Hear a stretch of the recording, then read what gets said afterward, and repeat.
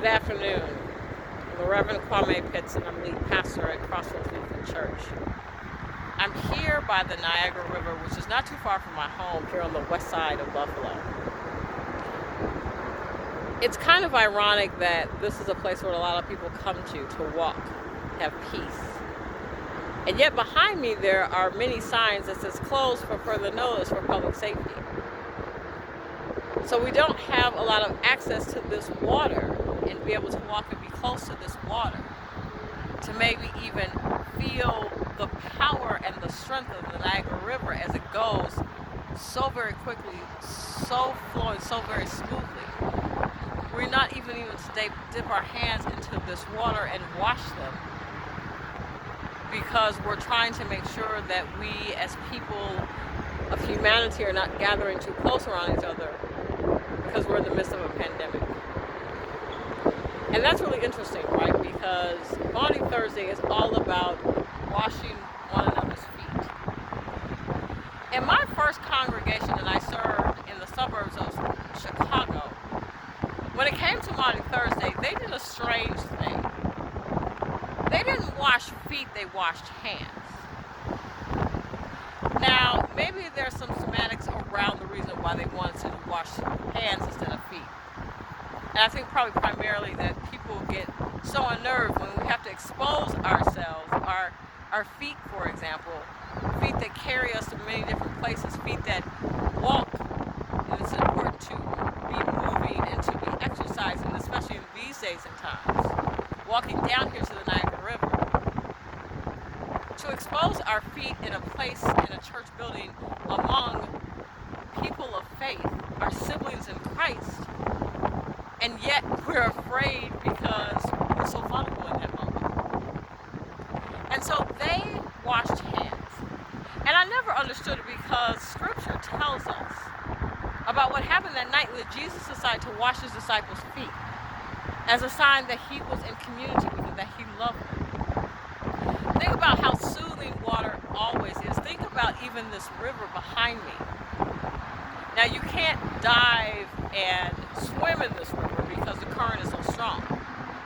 But I've seen a couple of boats out here this afternoon as I've been out here. People are still enjoying the water and still practicing social distancing. So it's strange to think about washing hands instead of washing feet. It's still a communal experience in essence, that we're able to take our hands and dip them in bowls of water and wash our hands.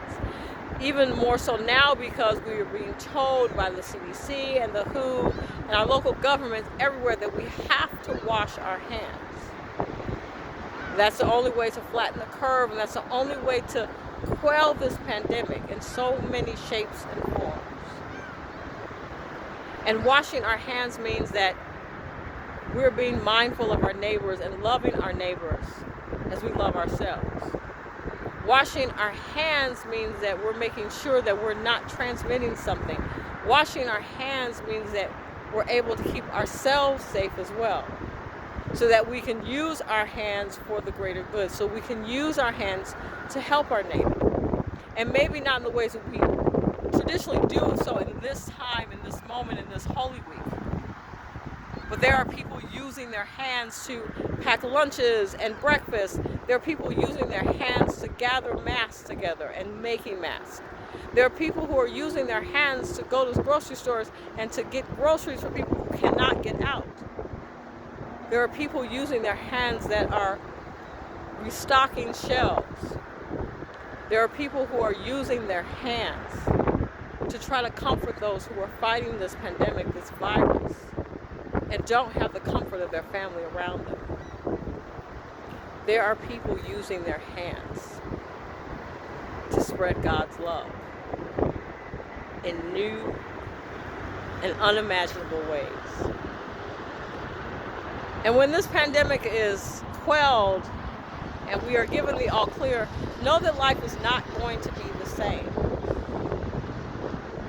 It is going to look completely different. There will be one day where we'll be able to walk down this pier and see how close we can get to this water. and maybe even touch it. But everything in this life will become much more precious because for a moment we had to step back from creation. We had to step back and allow this land and creation to heal, to allow one another to heal, so we can come back and be an even more unimaginable, beautiful body of Christ. So on this night, in your homes, with your own family, wash your hands. Wash each other's hands. Get on a Zoom call or get on a Skype call with those that you love. Put your hands in a clear glass bowl and pour water over your hands, and it is as if you were washing your loved one's hands. And know, regardless of where we are, God is always with us in this moment, even if we're not amongst another in a building. Remember, God's work doesn't happen in a particular building with pageantry and liturgy. God begins working right now. Peace. Thanks be to God.